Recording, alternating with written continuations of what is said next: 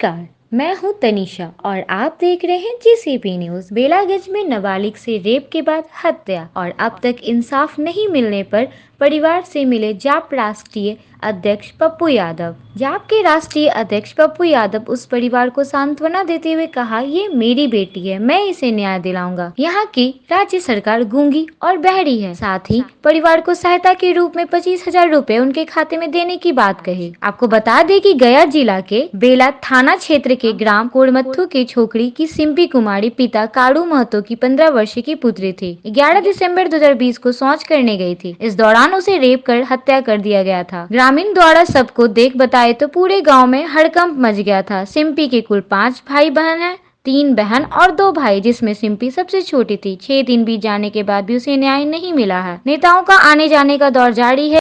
पहली बातें इसमें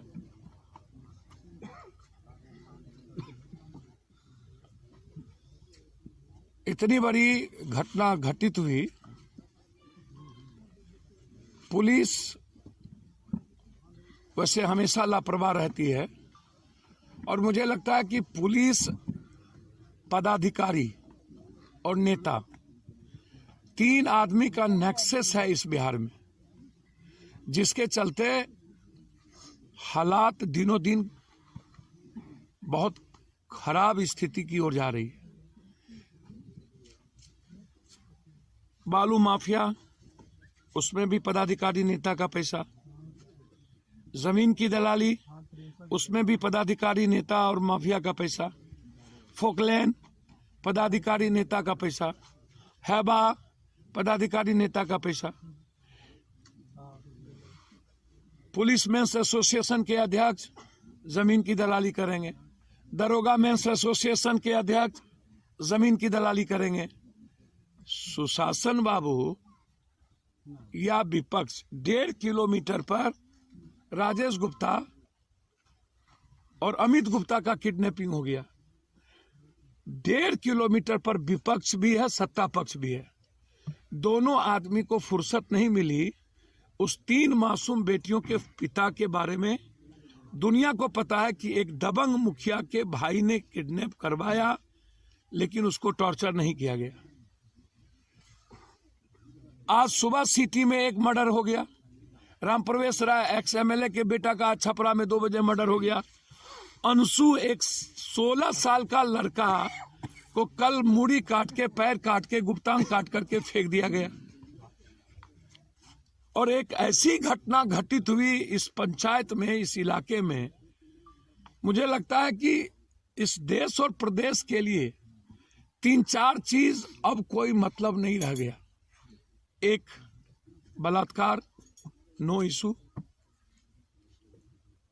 ये सामाजिक बुराइयों का जड़ है और इसको समझ के खत्म हो जाता है। दूसरा, भ्रष्टाचार, no issue. Against corruption India, Arvind Kejriwal और दुनिया का सबसे बेईमान मुख्यमंत्री हो गया, कोई इशू नहीं।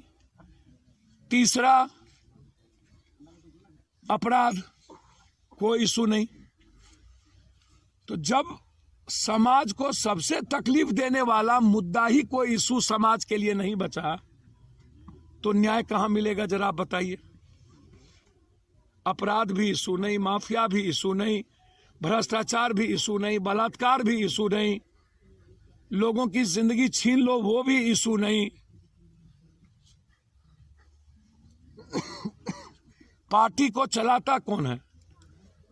5 करोड़ 10 करोड़ रुपया एमएलए बनने के लिए लोग लूट के लाते हैं और आप उसी को वोट देते हैं, उसी माफिया को, जमीन के माफिया को, बालू माफिया को।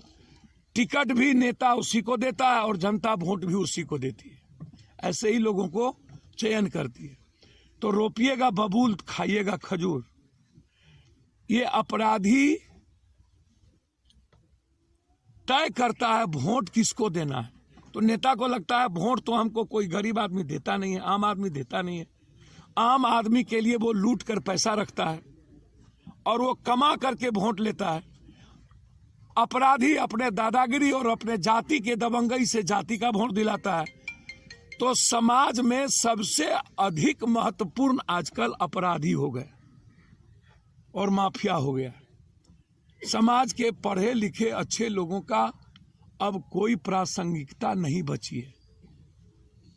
जो सबसे बड़ा पैसा वाला माफिया, अपराधी, बलात्कारी, वो सबसे बड़ा लीडर। इस घटना में भी प्रशासन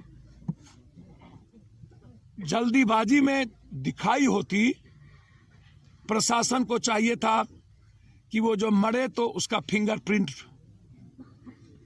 आप उसकी फोटोग्राफी कराते। आज आप किसी को गिरफ्तार करिएगा तो उसकी फिंगरप्रिंट नहीं ले पाइएगा, तो आप तय कैसे करिएगा? कोई गवाह नहीं होगा तो तय कैसे कीजिएगा? और दूसरी बात जो मैं नहीं जान रहा हूं, लोगों का कहना है कि पोस्टमार्टम रिपोर्ट में बलात्कार नहीं आया। मुझको ऐसा नहीं लगता है कि रिपोर्ट आ गया होगा और उसमें बलात्कार नहीं है। अब उस बच्ची को मारने के पीछे बलात्कार के अलावा दूसरा कोई कारण नहीं हो सकता। ग्रामीण एवं देश विदेश की अनोखी खबरों के लिए सब्सक्राइब करें और बेल आइकन दबाना ना भूलें।